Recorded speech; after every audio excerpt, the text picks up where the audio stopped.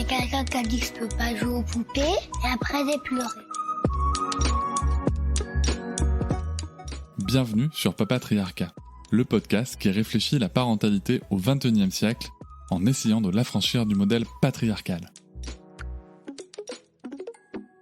Bonjour et bienvenue dans cet épisode un petit peu spécial puisque c'est un supplément à l'épisode avec le docteur Kasdine. Alors pourquoi ce supplément ? Tout simplement parce que le docteur Kasdine, suite à nos échanges après l'enregistrement, m'a envoyé un article en français en me disant « Tiens, je pense que ça pourra vous intéresser et que je pense que ça pourra intéresser votre auditoire. » Alors c'est un article dans lequel est décrit son parcours.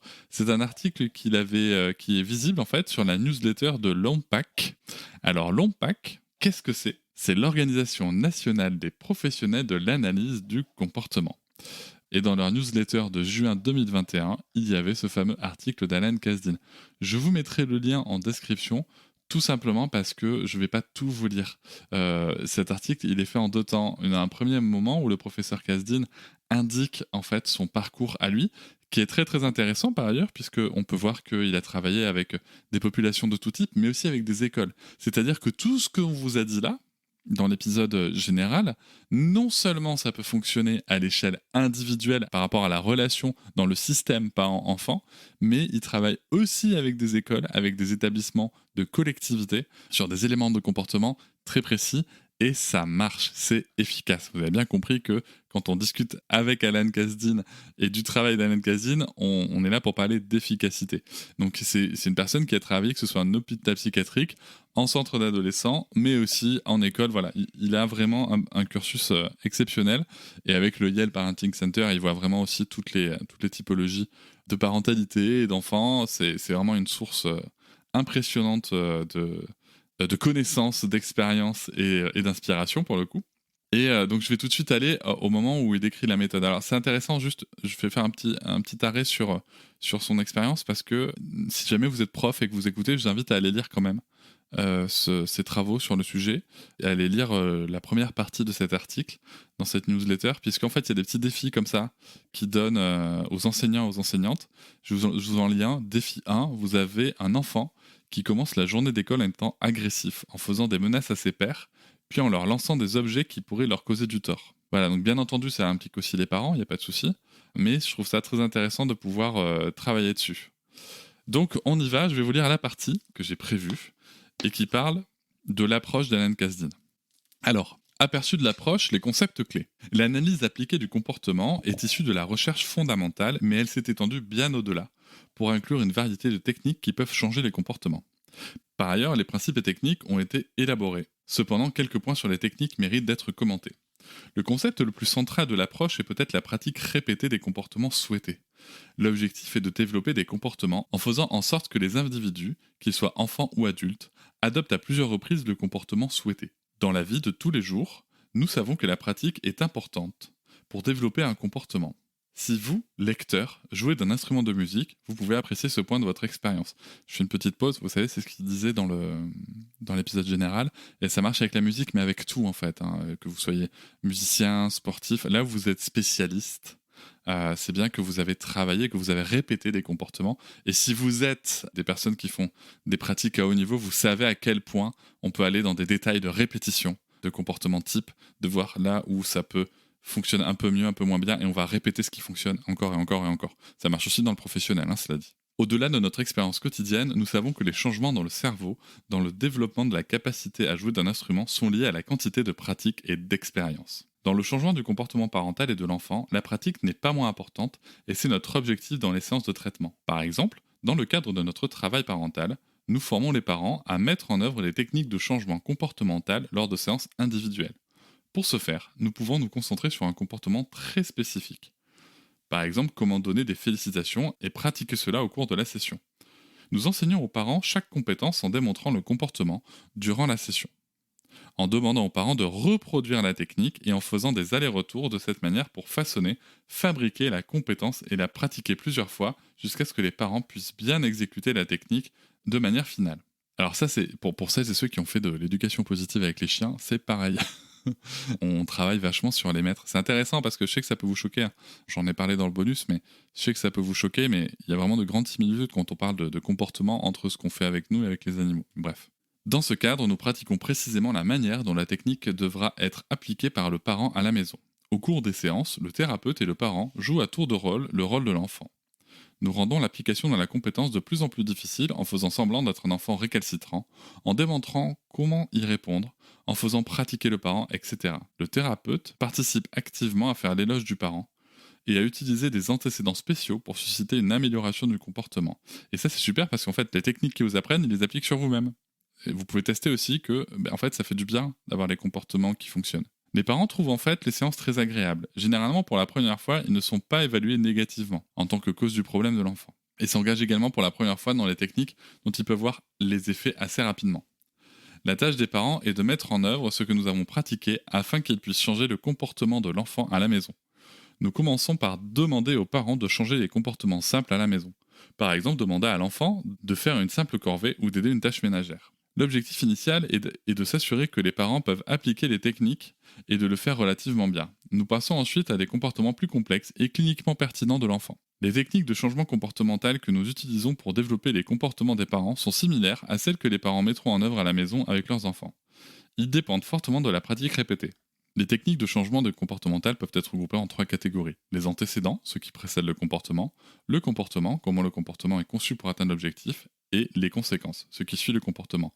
Je rappelle, comme je l'ai fait dans l'épisode général, que les conséquences peuvent être négatives, certes, ça en France on a bien compris qu'elles pouvaient être négatives, mais comme vous l'avez compris dans l'épisode général, elles sont surtout positives pour encourager les comportements que l'on souhaite voir se reproduire. Les antécédents peuvent inclure les expressions faciales, le ton de la voix, la manière dont une demande est faite, les guidances physiques, les gestes, la démonstration du comportement, les instructions verbales, offrir des choix ou des options dans le cadre de la demande et proposer un défi.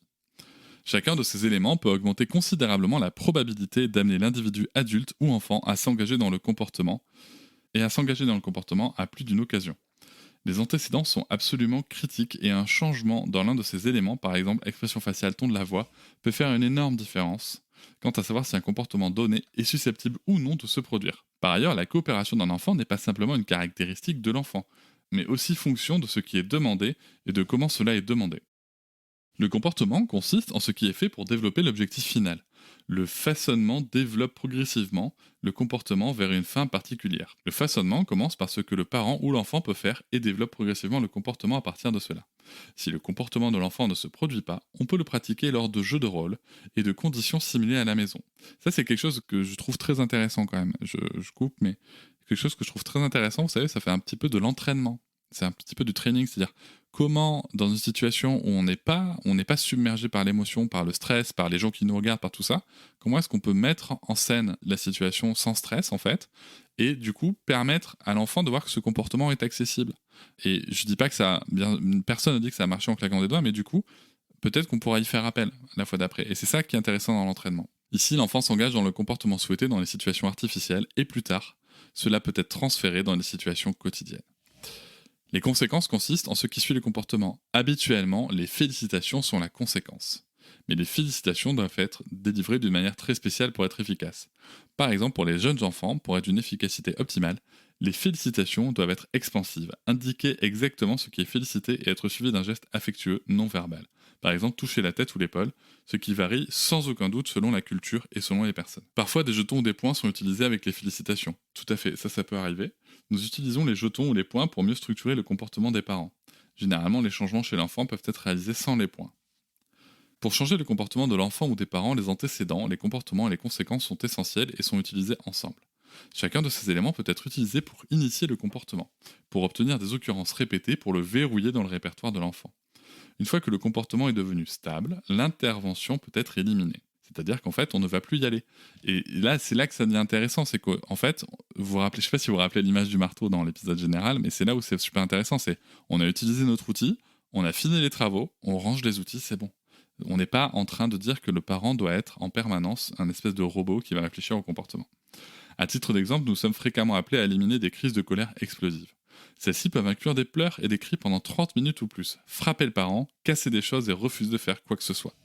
Nous pouvons créer une crise de colère moins intense dans un jeu de simulation amusant avec l'enfant, où le parent félicite les bonnes crises de colère après avoir prétendu ne pas permettre à l'enfant de faire quelque chose.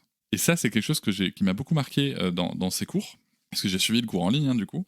C'est que, par exemple, on va féliciter l'enfant si la crise de colère est un peu moins intense. Par exemple, votre enfant fait une crise de colère et d'habitude il vous tape dessus, ben là il va faire une crise de colère, mais il va pas vous taper, vous allez dire « Ah t'as vu, en tout cas, quoi qu'il arrive, elle est pas facile cette colère, mais t'as vu quand même, là t'as réussi à la faire sans taper, et ça c'est super chouette, bravo, vraiment tu peux être fier de toi. » Enfin voilà, des choses comme ça. Je sais pas si c'est exactement les bons mots à utiliser avec parcimonie peut-être, mais en tout cas voilà, marquer le coup et montrer à l'enfant qu'il est en processus.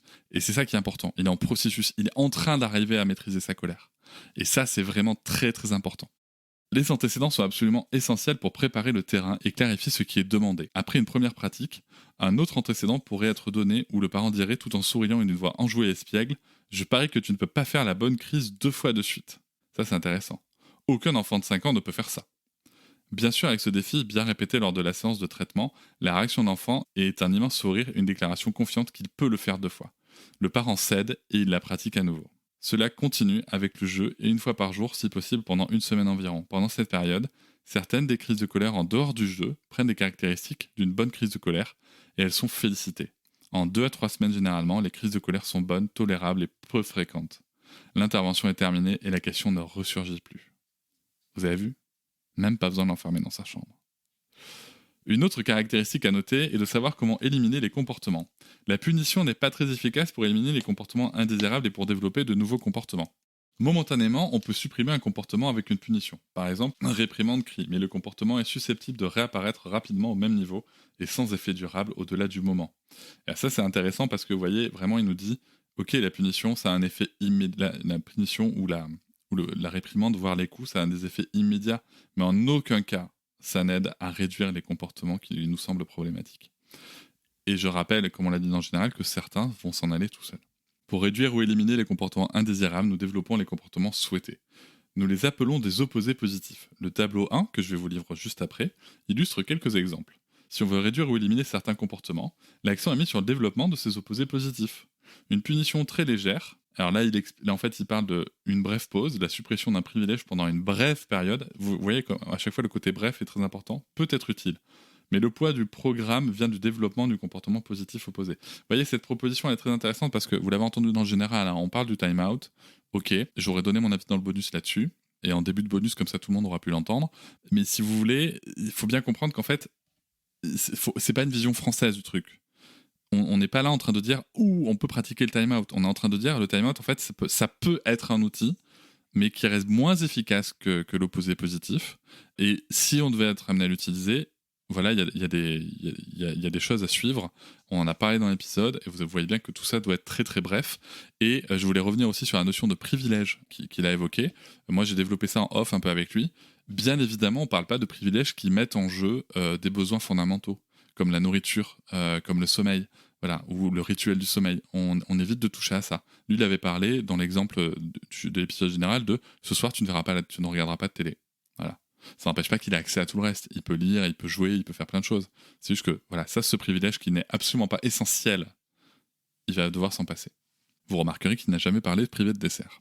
L'éventail des techniques pour développer le contraire positif implique celle englobée par l'utilisation combinée d'antécédents, de comportements et de conséquences. Donc là, je vais vous lire le petit tableau dont j'ai parlé juste avant. Donc là, ce qu'il vous propose, c'est quand vous voulez vous débarrasser de le comportement négatif, frères et sœurs se battant pour une émission de télévision ou l'utilisation d'un jeu vidéo, on va travailler sur l'opposé positif, être assis et bien regarder la télévision ensemble ou à tour de rôle, jouer avec le jeu sans crier ou frapper. Du coup, qu'est-ce qui se passe ? Il se passe que, eh bien, quand on voit la situation où c'est calme, on va intervenir pour dire « Ah, c'est super de vous voir calme comme ça. Et alors, comment vous organisez pour jouer ? Oh, mais ça, c'est une idée brillante. Je sais que ça fait surjouer et tout, mais en attendant, ça ancre, ça renforce le comportement positif et ça marche. » Et ça, c'est scientifiquement prouvé. Je vais vous donner les autres exemples du tableau. Un enfant jetant ses vêtements partout par terre dans sa chambre. L'opposé positif, ça va être les placer dans sa commode ou son placard. Et donc, on va féliciter l'enfant dans ces moments-là. Et on va le faire avec lui, bien sûr, dans un premier temps. Peut-être avec juste un seul vêtement. Peut-être juste ne serait-ce qu'ouvrir le tiroir. Peut-être. Mais on va féliciter. On va féliciter encore et encore. L'enfant ne faisant pas ses devoirs, être assis tranquillement à son bureau et faire le travail scolaire pendant 20 minutes, par exemple. Et ça, vous voyez, ça c'est intéressant parce que on part pas de la situation où l'enfant ne fait pas du tout on part de la situation où l'enfant ne fait pas ses devoirs. Donc on veut, ce qu'on veut, là où on veut aller, c'est l'enfant fait ses devoirs en entier. Mais il y a plein d'étapes préliminaires. Peut-être que là, vous voyez, dans l'exemple, il dit 20 minutes. Mais peut-être que 10 minutes, selon les enfants, ça va déjà être énorme. Voilà, 10 minutes, l'enfant fait ses devoirs, ok, ça va être bien. Peut-être que ça va nécessiter une pause et puis reprendre 10 minutes. Voilà, et c'est peut-être comme ça qu'on va y arriver. En effet, ça demande du coup une énergie parentale, mais ce qu'il faut bien comprendre, c'est que derrière, ça va ancrer le comportement positif. Et qu'il n'y aura plus ou peut-être très peu besoin de revenir dessus. Autre comportement négatif, l'enfant sortant du lit encore et encore pour boire un verre d'eau pour allonger l'heure du coucher. Opposé positif, aller au lit, ne pas se lever plus d'une fois pour boire un verre d'eau ou pour aller à la salle de bain et rester dans sa chambre. Et là, on va valoriser ça. Et c'est là où vous marquez qu'en France, on a vraiment... notre première intention, c'est de regarder ce qui ne va pas et d'appuyer sur ce qui ne va pas. Et le problème, c'est qu'en appuyant sur ce qui ne va pas, on renforce le comportement. Donc c'est ça qui est dingue, on a vraiment pris le problème à l'envers, quoi. Dernier exemple du tableau, enfant qui me dispute et me crie dessus chaque fois que je dis non à quelque chose. Et bien là, l'opposé positif, ça va être exprimer sa colère calmement. On l'a déjà évoqué précédemment. Voilà, ça ce sont différents exemples que vous pourrez retrouver dans son livre et dans son cours gratuit. Attention, je le répète, tout est en anglais. Ensuite, il a fait toute une partie avec les mythes à noter. Il y a quelques caractéristiques de l'approche que j'ai décrites qui méritent d'être soulignées au passage. Premièrement, il y a une opinion selon laquelle l'approche se concentre exclusivement sur le comportement. De nombreux problèmes psychologiques que nous traitons impliquent des émotions, des cognitions et des comportements. Ignorons-nous les composants non comportementaux ? Pas du tout. Par exemple, l'un des traitements fondés sur des données probantes pour l'anxiété est une exposition graduée à la situation ou aux circonstances qui provoquent l'anxiété. Par exemple, émotions fortes, cognition, y compris l'autodénigrement et les comportements d'évitement. Nous avons façonné le comportement d'approche comme une forme d'exposition graduée et un moyen de surmonter la peur chez les enfants. Alors là, c'est un petit peu technique, mais c'est un petit peu ce qu'on peut retrouver parfois dans ce qu'on appelle les TCC, les thérapies cognitives comportementales.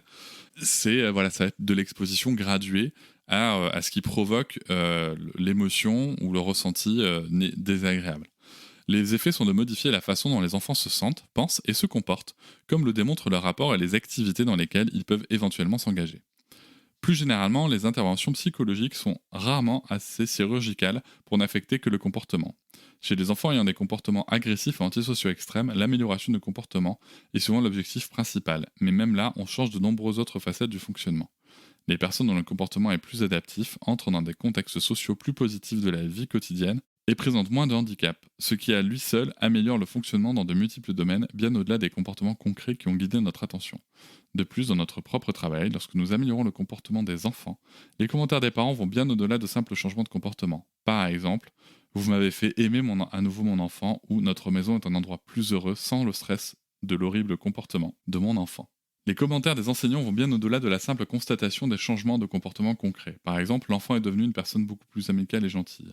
Là, ce qui veut dire, c'est que, au-delà du comportement, du coup, alors, c'est très, j'adore ce passage parce que, en fait, moi, vous savez, je fais de la PNL, la programmation neurolinguistique, et un des présupposés de la PNL, c'est que nous ne sommes pas nos comportements. Cela dit, nous sommes perçus à travers nos comportements. Ça, c'est important de le savoir. C'est que moi, par exemple, je ne suis pas mes comportements. Je peux avoir par exemple, je peux avoir un coup de colère, ça ne fait pas moi une personne colérique. Si un jour vous me voyez avoir un coup de colère. Néanmoins, nos comportements vont être perçus. C'est-à-dire que si vous, la seule fois où vous m'avez vu dans ma vie, c'est le moment où je pète un câble, vous allez peut-être vous dire que je suis un gros connard, que je suis une personne colérique, que je ne maîtrise pas mes émotions, ceci, cela. Donc nous ne sommes pas nos comportements, mais nos comportements sont la façon dont nous sommes perçus par le monde. Et donc ça, c'est très intéressant, puisque vous voyez, l'enfant est devenu une personne beaucoup plus amicale et gentille, alors qu'ils ont juste travaillé sur les comportements. Ce qui veut aussi dire derrière que l'attitude des enseignants va évoluer vis-à-vis de cet enfant. Vous voyez, c'est vraiment un cercle vertueux. J'ai également mentionné plus tôt que lorsque nous changeons le comportement de l'enfant à la maison, la dépression des parents diminue, le stress à la maison diminue et les relations familiales s'améliorent. Tout est documenté dans nos essais. En bref, l'amélioration des comportements a souvent des conséquences assez larges chez l'individu et son entourage. Deuxièmement, l'approche que j'ai décrite est souvent considérée comme donnant principalement ou même exclusivement des récompenses pour le comportement. Ce qui équivaudrait... Ce qui équivaudrait à dire qu'une quiche, ce n'est que des œufs cuits et une pâte feuilletée. Une quiche comprend ses ingrédients, mais beaucoup d'autres aussi, et le processus de combinaison de ceux-ci en fait une quiche. Je rigole parce que j'adore les comparaisons d'Alan Kazin. À peu près de manière analogue, les récompenses, généralement des félicitations, sont souvent incluses dans l'approche, mais il existe aussi d'autres ingrédients, analyse fonctionnelle, utilisation d'antécédents, etc. Le simple fait d'utiliser des récompenses ne sera probablement pas très efficace. Et lorsque les récompenses font partie d'un programme de changement de comportement, elles doivent être délivrées d'une manière très spéciale.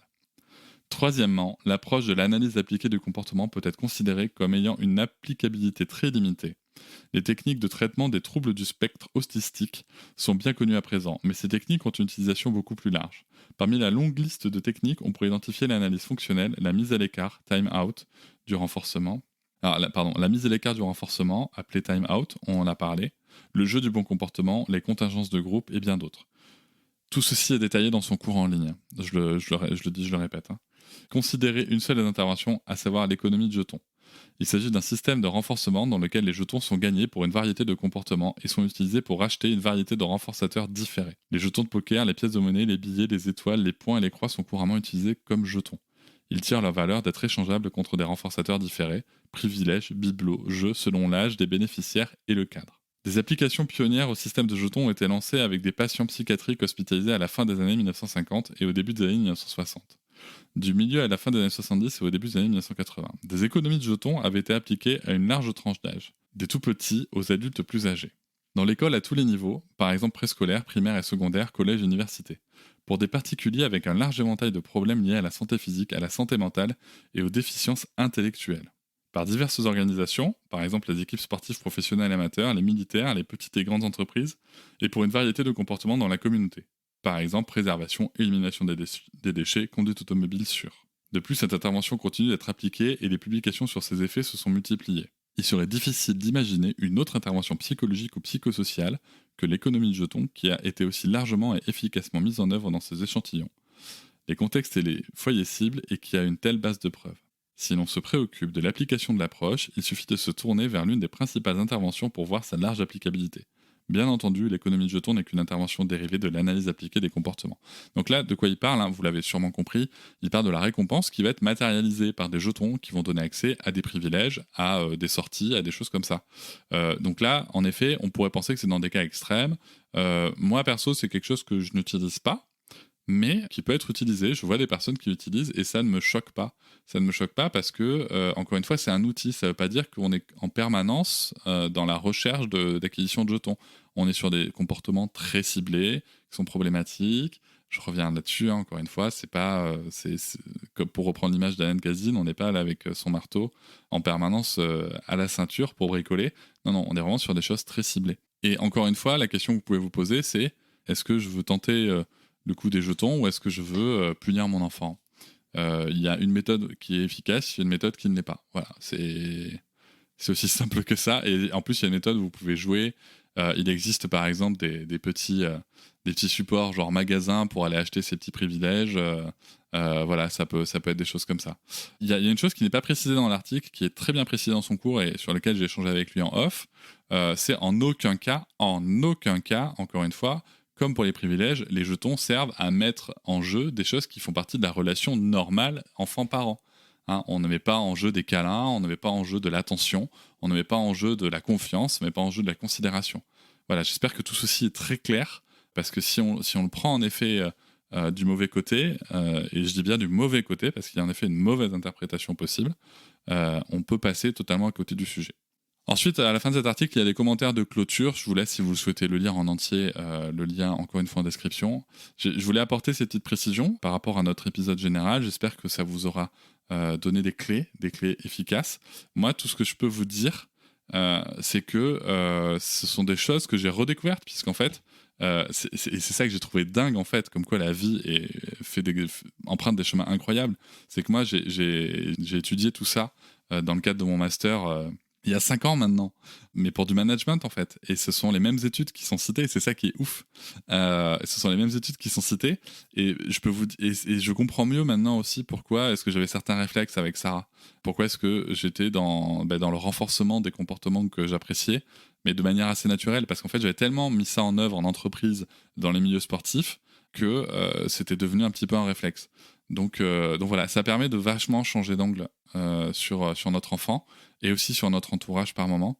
Donc voilà, je vous invite à ne pas vous fermer à tout ça, et j'espère surtout que ça va vous donner des clés. En tout cas, moi je suis convaincu que ce sont des clés importantes et efficaces pour permettre de cultiver la confiance tout en faisant face aux défis qui sont les nôtres, des comportements des enfants par rapport à la société qui est la nôtre, où ils ne sont pas forcément acceptés. Je vous remercie de m'avoir écouté, je vous invite à vous abonner au podcast sur votre plateforme préférée et à me retrouver sur Instagram, TikTok, Facebook et sur le blog papatriarca.fr. À bientôt!